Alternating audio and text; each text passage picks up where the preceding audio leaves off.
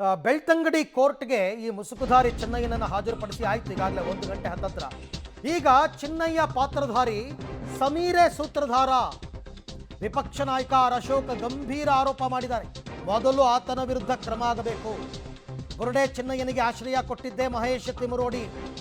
ಆತ ತಂಗುತ್ತಾ ಇದ್ದಿದ್ದು ಮಹೇಶ್ ತಿಮರೋಡಿಯ ಮನೆಯಲ್ಲಿ. ಧರ್ಮಸ್ಥಳ ವಿರೋಧಿ ಗ್ಯಾಂಗ್ ಹೇಳಿದಂತೆ ಮಾಡ್ತಾ ಇದ್ದ ಚಿನ್ನಯ್ಯ ಪಾತ್ರಧಾರಿ, ಸಮೀರ್ ಸೂತ್ರಧಾರ. ಅಂದರೆ ಎಂಟೈರ್ ಸ್ಕ್ರಿಪ್ಟ್ ಮಾಡಿರೋದೇ ಆತ ಅಂತ. ಆತನ ವಿರುದ್ಧವೇ ಮೊದಲು ಕ್ರಮ ಆಗಬೇಕು.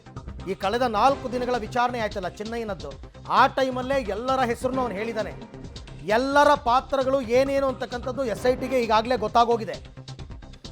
ಈಗ ಒಬ್ಬೊಬ್ಬನಾಗಿ ಹೆಡೆಮುರಿ ಕಟ್ಟುವ ಕೆಲಸ ಆಗಬೇಕು. ಮೊದಲು ಈ ಚಿನ್ನಯ್ಯನನ್ನು ಕಸ್ಟಡಿಗೆ ಪಡ್ಕೊಂಡು ನಂತರ SIT ಅವರು ಬೇರೆಯವರ ವಿಚಾರಕ್ಕೆ ತಲೆ ಹಾಕ್ತಾರೆ. ಅದರಲ್ಲಿ ಮೊದಲನೇ ಟಾರ್ಗೆಟ್ ಇರ್ತಕ್ಕಂಥದ್ದೇ ಸಮೀರ್. ಆತ ಮಾಡಿರ್ತಕ್ಕಂಥ ಅಪರಾಧ, ದೊಡ್ಡ ಅಪರಾಧ. ಇಲ್ಲದಂತಹ AI ವಿಡಿಯೋಗಳನ್ನ, ಕೃತಕ ವಿಡಿಯೋಗಳನ್ನ ಸೃಷ್ಟಿ ಮಾಡಿ ಎಲ್ಲ ಮಾಡಿರ್ತಕ್ಕಂಥದ್ದು. ಅದ್ರ ಬಗ್ಗೆ ಆರ್ ಅಶೋಕ್ ಮಾತಾಡ್ತಿರೋದು. ರಚನೆ ಮಾಡ್ತೀವಿ. ಈಗ SIT ರಚನೆ ಮಾಡಿದ್ದರಿಂದ ಏನು ಬಂತು? ಬರೀ ಬುರುಡೆ ಬಂತಷ್ಟೆ. ಬುರುಡೆ ಬಿಟ್ಟು ಇನ್ನೇನು ಬರಲಿಲ್ಲ.